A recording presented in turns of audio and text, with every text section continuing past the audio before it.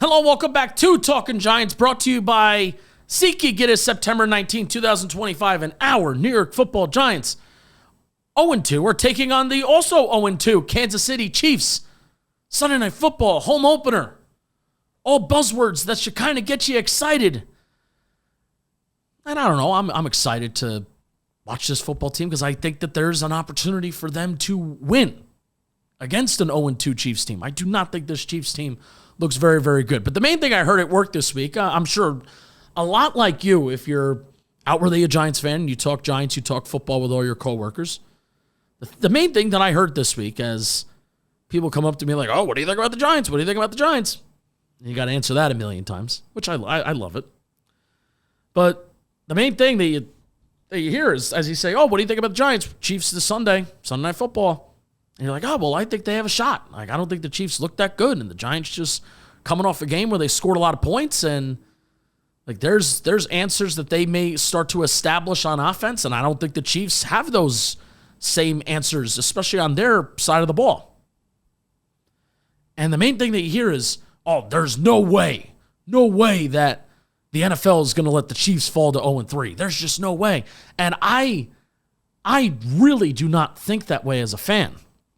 I really do not. I think for the amount of time that I spend on the NFL, the amount of time that I spend on the Giants, quote unquote, covering them, for the investment, the emotional investment I kind of put on them. If I thought that there was any kind of chance that the NFL, no way that the NFL is gonna, to help, they're gonna help determine an outcome, I'd be like, oh, that would drive me nuts. That would drive me nuts, but I also can't prove it, so that's why I don't really think like that. So that's like the main thing that I've heard this week. Even one of my best friends in this world, Nicky Snacks, talk to him on the phone every day, say the same thing to him. I think the Giants could take care of business this Sunday against the Chiefs. No way the NFL is going to let the Chiefs fall to 0-3. I don't know. I don't think like that. I think that's, you know what? Soft mentality. Soft mentality. Let's win a damn game. Let's win a damn game. And I'm trying not to roll my eyes as I say that because we hype ourselves up every week. We hype ourselves up every year just to be let down on a Sunday. But I think there's an opportunity. I think this is an opportunity. And the main difference, though, between these two teams, even if the Chiefs are compromised at 0-2 and they haven't looked that good, they've played two good teams. I think the Eagles even have their problems of their own, but they've played two good teams. And what the Chiefs do that the Giants do not do is the Chiefs haven't, quote unquote, looked all that good or all that sexy or all that flashy. Really the last 2.5 years, they really haven't. But they know how to win football games. And that's the thing that's most worrisome. The Kansas City Chiefs know how to win football games, where even if things aren't going right, they know how to put themselves in position to win football games. They know how to not hurt themselves, shoot themselves in the foot. Andy Reid does a good job of putting his football teams in positions to win games. Patrick Mahomes knows how to win games.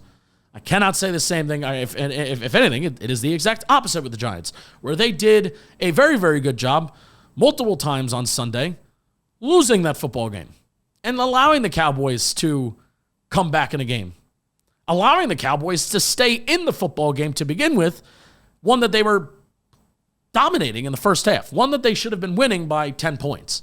So that's the difference between the two teams. I'm going to talk a lot about how I think the Chiefs offense can be had, and I don't think they have a lot of answers, and maybe the way that they're playing right now isn't very sustainable. But regardless, the Chiefs know how to win. They find ways to win, and the Giants do not. The Giants find ways to lose. So that's at the top. And as I was doing, just general stat work and prep for this, I was kind of found it to be pretty funny how similarly these two teams are to each other right now through the first 2 weeks of the year. The Giants' offense is 15th in EPA per play. The Chiefs' offense is 16th in EPA per play. Giants are 13th in EPA per pass, and the Chiefs are 14th. The Giants are 26th in the run game. The Chiefs are 27th. So everything on offense is separated by one spot. On the defensive side of the ball, the Chiefs are 26th in EPA per play, and the Giants are 28th in defensive EPA per play. The Chiefs are 23rd against the pass. The Giants are 25th against the run against the pass. The Chiefs are 30th against the run. The Giants are 31st against the run. So both of these teams are very, very similar. And this even includes, like, if you want to even break it down to pass blocking composite rankings, The Chiefs' offensive line and the Giants' offensive line are right next to each other around mid-pack.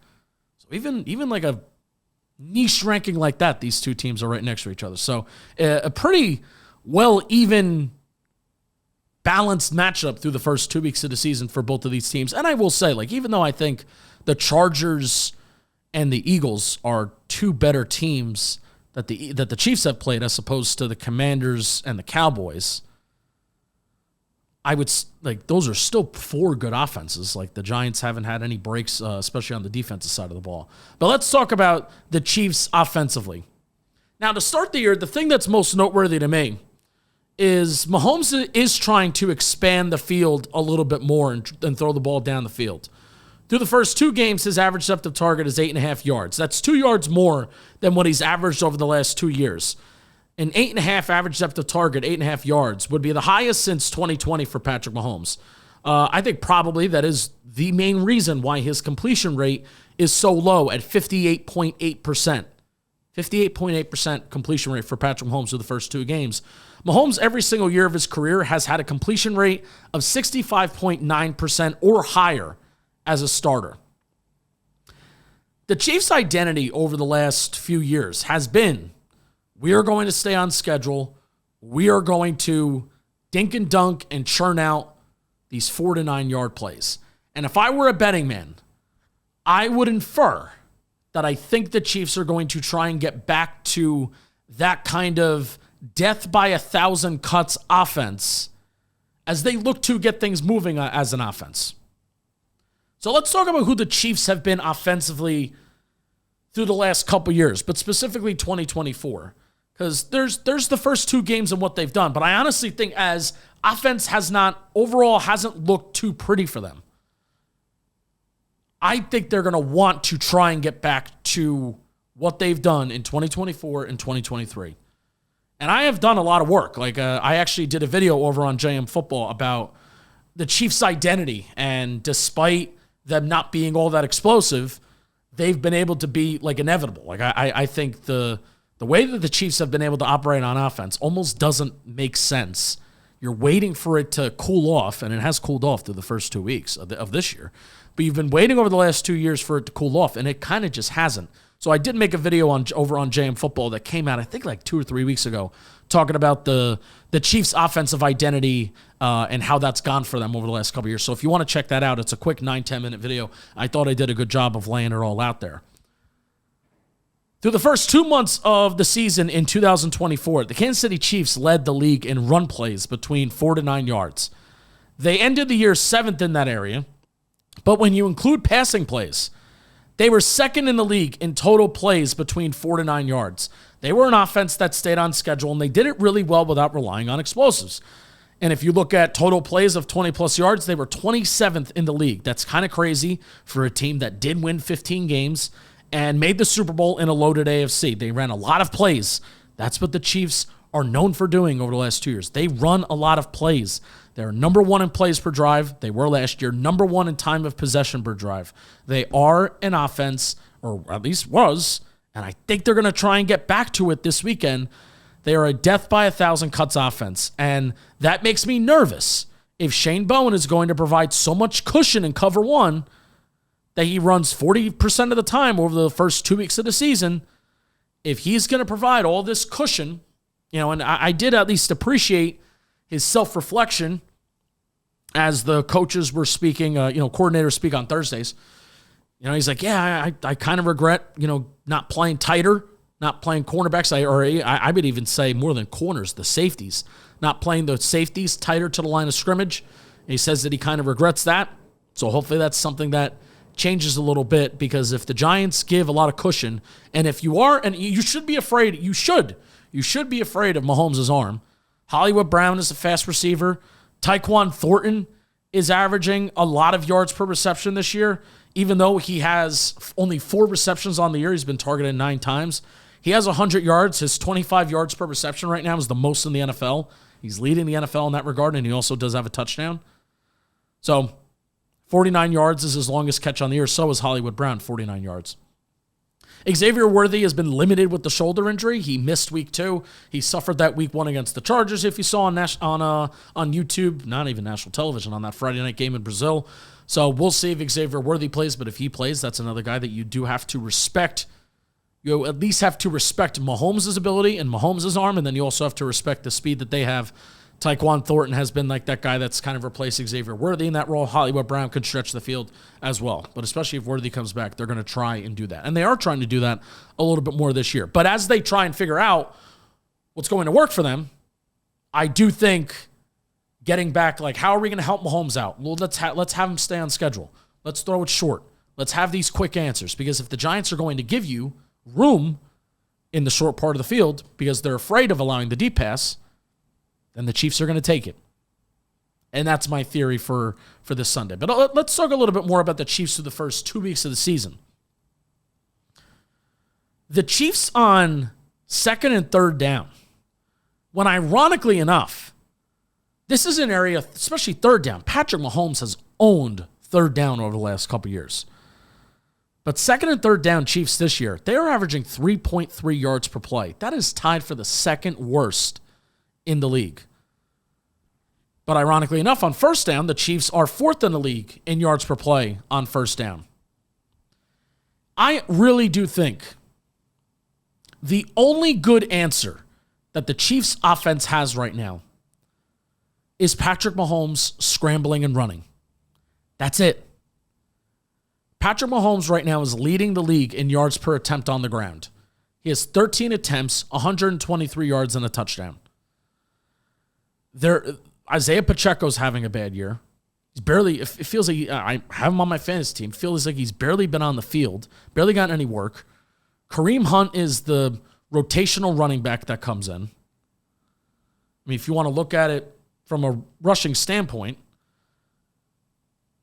Mahomes has 13 attempts. We talked about him. Kareem Hunt has 13 attempts for 47 yards. Isaiah Pacheco has 15 attempts for 47 yards. That's 3.6 yards per attempt and 3.1 yards per attempt, respectively. That's not good. But Mahomes, 9.5 yards per attempt, is leading the league right now, and it's kind of by a little bit of a wide margin. I feel like that's the only answer that they have on offense. Hollywood Brown, 15 catches for 129 yards. That's 8.6 yards per reception. That's Wan'Dale Robinson efficiency. He is the short and intermediate answer. Kelsey, Juju Smith-Schuster, both have 6 catches. Nobody else has more than 5. I mentioned Tyquan Thornton, 4 for 100. There's no answers on this offense right now. They can't run the ball that well. And it honestly feels like the only time that they're moving the chains is when Patrick Mahomes is scrambling. And that's when their most positive plays are coming on the offensive side of the ball. If you give them the short part of the field, I think this is a game where the Chiefs are inevitably going to take it. I really do. So that's that, man. That's that. That's the Giants defense. It's getting a lot harder to take Kayvon Thibodeau off the field. You're not taking Brian Burns off the field. So is Abdul Carter going to be in this situation where hybrid edge rusher, hybrid interior guy? Do you put Abdul Carter more as an edge rusher and see if he can get after the quarterback that way? But all these guys are playing well. Dexter Lawrence, I think, is still playing well. This Chiefs offensive line is, not, especially on the interior, not the same. Creed Humphrey and Trey Smith are dudes. They're dogs. But I think these tackles can be had. Josh Simmons, rookie left tackle. I think Jawan Taylor is back and fully practicing for them as the right tackle. And you want to talk about somebody that could be had. Yeah, Jawan Taylor, knee injury, full participant. You want to talk about somebody that could be had. Jawan Taylor's not good.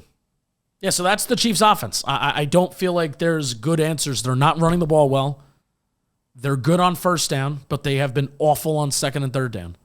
And that plays into the Giants' strengths right now as a defense, that they've been average. They've been decent on 1st down, and they've been really bad on 2nd and 3rd down. But I feel like if Shane Bowen is going to play soft, even if it's in man coverage, if he's going to play soft and give Travis Kelce the middle of the field, give Hollywood Brown the middle of the field, I think Patrick Mahomes is going to death by 1,000 cuts all day, all night to this Giants defense. So that's the Giants defense. I want to talk to you about Square because this episode is brought to you by Square. Sports are something that help bring neighborhoods together, whether it's a sports bar dedicated to a specific fan base or a game day ritual involving the best wings in town. Neighborhood businesses help grow communities. I love my local pizzeria, Ciro's Pizza. Neighborhood businesses help make a community feel unique and welcoming. I was actually invited. I know the owner of Ciro's Pizzeria. I was invited to her wedding. That's what you got to do for your local pizza people in your area, especially if you live on the East Coast, especially if you live in New Jersey. Best pizza in the world. They're the spots people love, almost like a second home when local shops are successful.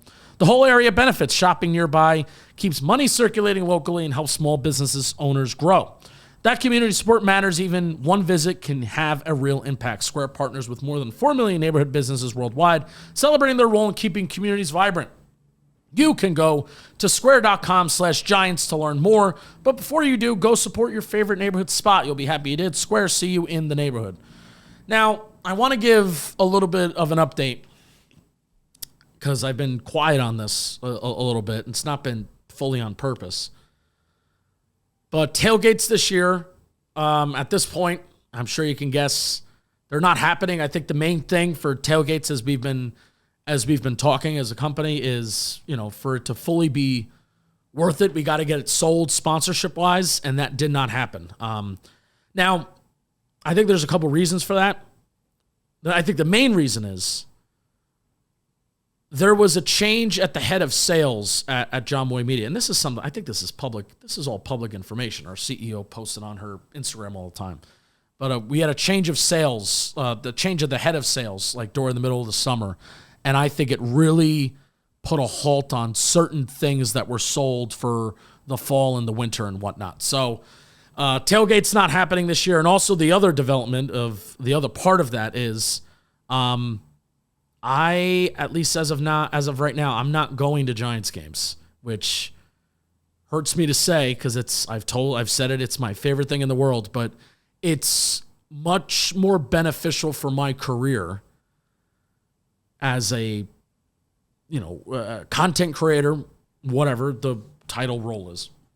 It's a lot more beneficial for me to cover the game from home, make videos, make content, and do more. Like at the end of the day, it's going to be more. From the stands, there's only so much you can do, and there is a different perspective that you get, but also going live after the game too. I'm trying to go live, sooner and faster and get a reaction out there, especially as people are excited and they want to talk about it. So I think we've done a good job going live after the game. So I will not be going to Giants games this year, which sucks. I've loved seeing people there. I probably will go to at least one or two this year, but early on, I won't be going. So that kind of sucks. And I know people are disappointed about the tailgates. I'm disappointed by it too, but especially as the role of what I do now is different. Since April, I think it's best that I cover the game the way that I do. And I think it's working, by the way. Like I did a James Hudson short that got, it's going to get 1 million views on YouTube. It got 1 million views on Instagram. I did a Cam Scatterbush short that got 1 million views on Instagram. So, the approach is working of being first and being best. So I'm happy about that. And thanks for everybody that's watching and sticking with me. So those are a little updates. Bam. About that. If you're going to the game, go hang out with Snacks in L16. No tailgate. Don't ask for food. Don't ask for drinks. But that's where Snacks will be. You can go hang out with him. All right. Oh, also, should I tease something that we have coming up? There may be an announcement on Sunday or Monday about something. That is good news and not bad news. Good news, not bad news. All right, let's go to the Giants offense against this Kansas City defense. Let's talk about Steve Spags. We know him, familiar friend. It's always I always love seeing him succeed, man. If there was a Hall of Fame for coordinators, or if it was somewhat commonplace to put coordinators on Hall of Fame, I would put Steve Spags in there without a doubt. So the main thing about Steve Spags' defense is that he's going to bring the pressure, man. It's a blitz-heavy, pressure-oriented approach. Spags is one of the most aggressive play callers in the league. He'll bring the heat from linebackers, corners, even safeties. And I think one of the things he loves doing the most is simulated pressures. Even if he sends 4 rushers, but he disguises who he's going to bring, which forces QBs to diagnose pre-snap who's coming, and then post-snap as well, of trying to figure out, well, who exactly is coming and where could I throw this ball? Where is there an opening? Kansas City's pressure rate stays high even without, they don't have elite edge rushers, even though I do like George Karlaftis, and obviously you have Chris Jones, and everything does kind of start out with him. So let's talk about Chris Jones, because I think he really is the engine of this defense. Everything starts with Chris Jones as a disruptive interior rusher, even though his production, I don't think he has a sack this year. I think he only has 1 quarterback hit. Drew Tranquill is leading the team in sacks with 2 through the first 2 weeks of the season. So this pass rush has not been able to really square off, but they've also gone up against solid offensive lines, especially the Philadelphia Eagles, where all 5 are really good. Joe Alt for the Chargers really held up nice, which we'll talk about Andrew Thomas in a second too. But yeah, Chris Jones, he's the engine. The Chiefs are often going to align him outside on passing downs to exploit mismatches. This is something that I was a little afraid of when I thought that Marcus Bowe was going to be the team's left tackle. I'm like, ooh, Chris Jones, power, hands, experienced veteran going up against Marcus Bowe at left tackle. That's something that I would really try to exploit. But the best news for the Giants, I think Dan Duggan is strongly indicating that Andrew Thomas may make his debut for this Sunday. I think this makes sense. Feels like he's been ramping up for a couple weeks now. Versus Washington, we were talking about Washington. Is he going to play? Is he going to play? He's well, he's barely even practiced. So now he is going to, Dan Duggan's indicating that he's going to play. And this is all on the back of the Giants aren't having a full padded practice this week. Everything is shells or, kind of not full pads. So take that with a little bit of grain of salt too. But it does kind of feel like he would be ready. Feels like it's been about a month where he's been practicing somewhat consistently. So no matter how long Andrew Thomas is in the lineup for it, and he is here, I think it will inevitably boost the offensive line, especially the passing game. I'm really curious to see what he looks like. I think that's priority number 1. And if the performance is up to his standard, even if he's not awesome, and even if he's not kick-ass the first week, I think you're willing to cut him a little bit of a break because of the Liz Frank injury, and we know how, I kind of broke down a couple weeks ago how serious that is, and especially for tackles. If a guard suffered it, I wouldn't really put too much into it, but the fact that he's got to push off that foot, and you're putting so much pressure on your foot, and it does impact, kind of the power at which you can push off your foot, and your change of direction in that way. Change of direction, it's important. I think it's important for your sets, not necessarily. It's not like, you're juking somebody, but I think being able to launch off your foot is important for an offensive lineman, especially as a left tackle, and especially because of who Andrew Thomas is as a player and how he wins. He wins with his athleticism. So I really am anxious to see what that looks like, even if it's just 1 week. And if he looks great, then awesome. Hopefully he stays healthy, and regardless of how long he's here, he is going to boost up the pass blocking unit of the offensive line. I still have very little faith that they can run the ball. So that is going to put pressure on the offensive line as a pass blocking unit. And it will physically and metaphorically put pressure on Russell Wilson as well. Since there's no respect for the run game, I think you're going to get pass rushers that are selling out for the sack. It's we have Drew Tranquill, we have Leo Chanel, we have Nick Bolton, guys on the back end that are good, solid run defenders and good linebackers.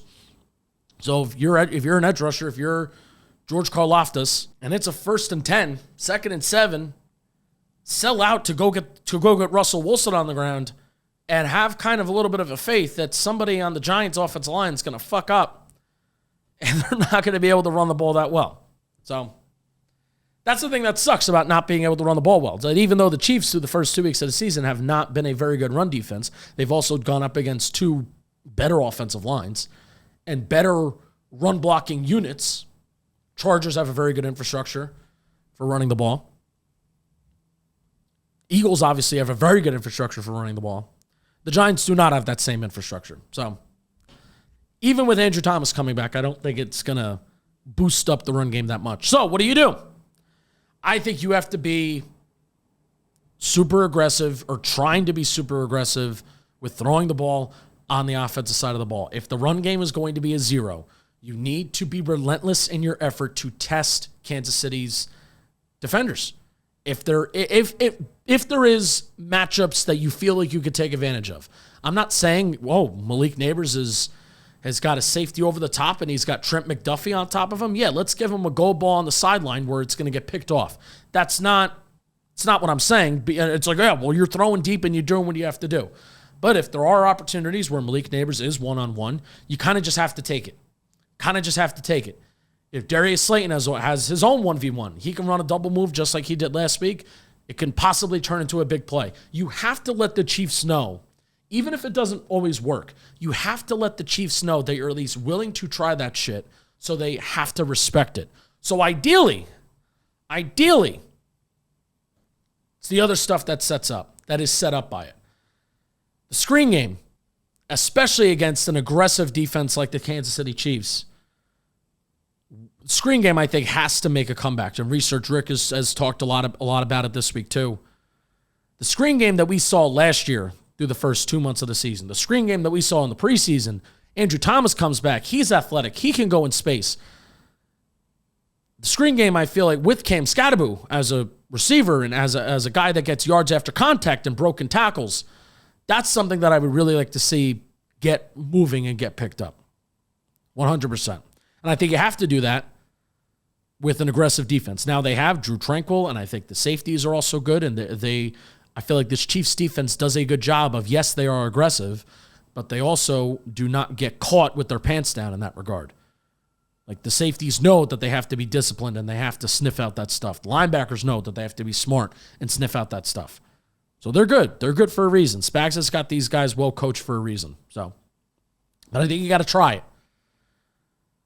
If they're giving you a lot of cushion at the line, if they're giving you 10 yards and it's a 1st and 10, there ain't nothing wrong with the 7-yard out route. There ain't nothing wrong with a little bit of a hitch that gives you 5, 6, 7 yards, and you stay on schedule on your own end. And you almost do what the Chiefs should do, and what the Chiefs have done the last couple years. Theo Johnson and Darius Slayton did a good job of being answers for Russell Wilson at certain points of the game last week against Dallas. That also has to continue. Wan'Dale Robinson and Malik Neighbors had career days against the Dallas Cowboys, but how can you not be so Wan'Dale and Malik Neighbors dependent? Because that's not going to happen every game. They're not both going to have 100-yard games. So how can you make their targets about quality and not quantity? And I think that answer is Theo Johnson, Darius Slayton, and working that screen game. Have Kansas City make them account for multiple things happening on the field. That's what I think their key is. I feel kind of okay. I feel okay about this Giants offense going up against the Chiefs defense. I don't think it's going to be perfect, but I think they did enough. They put enough on film last week against Dallas that may think Kansas City think it's going to force them to think twice about things. That's what I hope. And I hope it wasn't just Matt Eberflus being a dumbass and Steve Spags looking at it being like, what the fuck was he doing? We can defend that. What was he doing? Hopefully the Giants have answers if the Kansas City Chiefs are going to throw a curveball. If the Kansas City Chiefs are going to adjust based on what worked for the Giants last week, what are the Giants going to pivot to? I hope they have that pivot mapped out, marked out, planned out. All right, let's talk about Nike. I want to give Nike a shout out because you can use the affiliate link that's in our description. We've partnered up with Nike this year. You can get Giants gear. You can get Knicks gear if you want as the season's getting started. But get yourself some Giants gear. It's kind of cool that we've partnered up with Nike this year, so I appreciate them. They're even sending me some stuff. Appreciate you. Check out the affiliate link in our description if you want some Nike stuff. All right, let's get to the touchdown draft because, man, what a week for the touchdowns last week. Now, to give a little bit of a refresher, Danny Behan and I, and myself, maybe somebody may be joining me soon, but Danny Behan, good friend of mine, always a diehard listener of Talking Giants, we've been doing a touchdown draft for the last 2 weeks The rules are, you take the odds, you draft a player for a touchdown draft, you get their odds. If I draft Xavier Worthy this week, that'll be plus 125. If Xavier Worthy scores a touchdown, I get 125 points. So for Danny Behan last week, he drafted Malik Neighbors at plus 135. He scored 2 touchdowns. That's 270 for Danny Behan. He also drafted George Pickens at plus 165. So Danny Behan on the season has a total of 630. All 3 of my players that I drafted last week, Javonte Williams at plus 115, Wan'Dale Robinson at plus 360, and Kavontae Turpin at plus 450, all scored a touchdown. That brings my season total to 1,125. I went 3 for 3 last week. Holy shit, I should have parlayed that. Not every game is going to have a total of 77 combined points, though. So I take a little bit of a commanding lead on the touchdown draft so far this season. Danny Behan is one good game behind me, though. And the rules are the touchdown draft, if you take one player inside the top 5 of touchdown odds, you cannot take another player inside the top 5. So you have to have a unique lineup of 3. So my first pick of the touchdown draft this week, I will be drafting Travis Kelce. He's at plus 140. Xavier Worthy and Isaiah Pacheco have odds that are worse than him. Like they're more favored to score a touchdown than Travis Kelce. And then Kareem Hunt and Travis Kelce at plus 140 together. So I'll take Travis Kelce at plus 140. So therefore, I cannot draft any of those guys that I just named. And also, I cannot draft Malik Neighbors at plus 145. I'm going to go with Tyron Tracy at plus 205 to score. Cam Scatterbo got the goal line touchdown last week. And I think a lot of people have been doing a lot of running with Tyron Tracy's role. And because maybe he was a little vocal about his opinions on the Giants offense, that means something about his role. I will say, I don't consider like Cam Scatterbo getting more carries last week as like an indictment on Tyron Tracy's status as RB1 or whatever.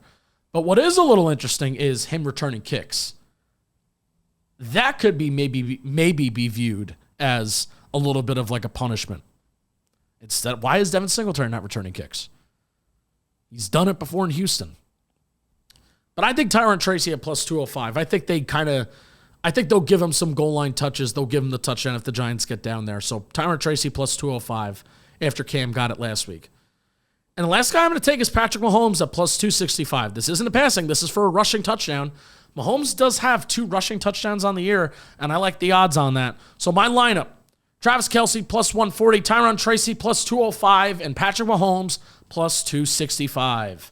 And before I get to spread picks, the touchdown draft and spread picks is sponsored by the DraftKings Sportsbook. It's where I get all my odds. Your season, your shot. The NFL season is rolling, and every touchdown can bring you closer to a payout with our partners at the DraftKings Sportsbook, an official sports betting partner of the NFL. New customers, this one is for you. Bet just $5. You're going to get $200 in bonus bets instantly. Plus, score over $200 off NFL Sunday Ticket from YouTube and YouTube TV. Download the DraftKings Sportsbook app and use code JAMFootball. That's code JAMFootball to get $200 in bonus bets instantly when you place your first $5 bet, plus over $200 off in NFL Sunday Ticket from YouTube and YouTube TV. In partnership with the DraftKings Sportsbook, the crown is yours. Spread picks. Spread picks. All right, so week 1, I went 7-9. I went 7-8 without the Giants. Week 2, a little bit better. I went 8-8. I went 8-7 without the Giants. So on the season so far, I'm 15-17 with the Giants, and I'm 15-15 without the Giants. That's not too bad. I think historically I've been awful. I've been awful in spread picks. And the fact that I'm 500 through 2 weeks, I think it's pretty damn good. Week 3, Dolphins at Bills. Bills are 12.5-point favorites on Thursday Night Football. Man, I want to say Dolphins just because, that's a big spread. But the Dolphins just feel lost, man. They feel lost. Could they backdoor cover this? Maybe. There are quotes that are coming out of Miami right now that should be coming out in September, in November and December. It's week 2. We're going into week 3. And the vibes and the quotes that are coming out of that building are awful. So give me the Bills minus 12.5. Even though, like if the Dolphins show a little bit of life, that doesn't shock me. But Dude. And did they have a players meeting? Did they have a players only meeting already? That's how you know it's bad. Falcons at Panthers. Falcons are 5.5-point favorites on the road. God, what happened to my Panthers, man? We're not. They didn't even cover. They didn't even cover last week against the Cardinals. Man, that was a big spread too. I think the Falcons will cover this. I mean, this is the Panthers' home opener. Part of me wants to go them, but I am concerned. I have my concerns about Michael Penix, but maybe that Panthers team isn't as sexy as we maybe thought that they were. Packers at Browns. Packers are away. They're road favorites by 8.5 points. I'm going Packers, man. Packers are a wagon. Packers are really damn good, man, and that Browns offensive line is awful. If Joe Flacco makes it out of this game alive, it's a miracle. Texans at Jaguars. I've been bad with my locks of the week, but I think I'm 0 for 2 for my locks of the week, even though my record overall is pretty good when you don't include the Giants.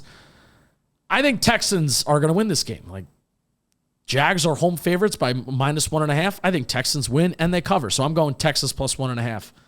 Bengals at Vikings. It's Jake Browning, another revenge game for Jake Browning, as he was cut from the Vikings practice squad a couple years back. And the Carson Wentz, Minnesota Vikings. The Vikings are home favorites, -3.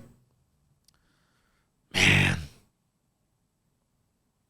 If there's one thing I know Carson Wentz is going to do, it's throw that damn ball to Justin Jefferson. This is such a hard game to read. No, I'm going Bengals. Oh, damn. I'm going Bengals because I think I'm just going to go with the continuity at quarterback that Jake Browning's been in the system. Jake Browning has won football games before for the Cincinnati Bengals. And the Vikings just look a little dysfunctional, especially on the offensive side of the ball, and they are kind of banged up right now.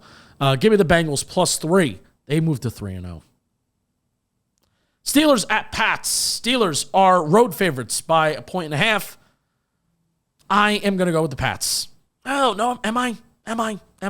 Mike Tomlin versus Mike Vrabel. 2 Mikes. Defensive guys. I'm going Pats. Pats +1.5. Rams at Eagles. Rams +3.5. Give me the Rams. Give me the Rams. Dude, Matthew Stafford. Sorry I called you Matt. Matthew Stafford having a hell of a start to the year. He doesn't need to move. He doesn't need to do anything. He can throw at different arm slots. He's having a really good start to the year after, we were all worried about that back injury. Maybe I would have been all right if he was the Giants quarterback. Give me the Rams. Eagles fall. Jets at Bucks. The Bucks are 7-point favorites at home. Tyrod Taylor for the New York Jets. Bucks cover, though. No, Bucks defense. I don't like the Bucks defense. Give me the Jets. I fell on the sword last week. I thought that they would maybe upset the Bills. They got their ass kicked. Josh Allen breaks his nose. Give me the Jets to cover 7 points. Let's go Tyrod Taylor. I still do think the Bucks defense can be had a little bit, and that's why I think the Jets could be able to run the ball, and I also think Tyrod Taylor, better thrower of the football than Justin Fields is. Colts at Titans. Colts, some respect. Road favorites, -4.5 points. I'm going to go with the Colts. And this is probably the game where it'll bite me in the ass, and this is the game where the Daniel Jones magic will slow down, but I just think they're humming right now, and the Titans, for how decent Cam Ward is looking as a rookie, that roster still has a lot of work left to do. Give me the Colts. Raiders at Commanders. The Commanders are 3.5-point home favorites. I'm going to take the Commanders. I think they bounce back. They face Packers. Packers are a wagon. Raiders, Ashton Genty not getting off to the start that we thought that he would get off to. Give me the Commanders -3.5. Broncos at Chargers. Chargers are home favorites -2.5. Chargers -2.5. Give me the Chargers. Give me the Chargers in this one. Saints at Seahawks. Seahawks are home favorites -7.5. Seahawks -7.5. Seahawks by Saints are the worst team in football. They haven't even had a home game yet. It's crazy. Cowboys at the Bears. Oh, God, this is a pick 'em. A 0.5 point spread? Give me the Cowboys, man. Give me the Cowboys. I think the Bears showed a little bit of progress offensively, but still they got their ass kicked. They allowed 50 points to the Lions. I think Dak Prescott's playing some really good football right now. The fact that this is this close. Cowboys -0.5 point.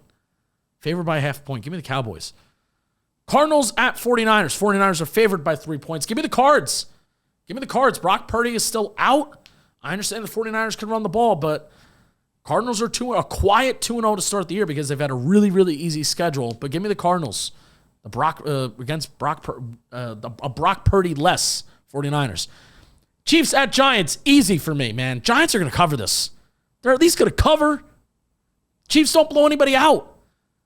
Like, we were sitting here, I was questioning sitting here last week, being like, why are the Giants only 4.5 point underdogs against the Cowboys on the road?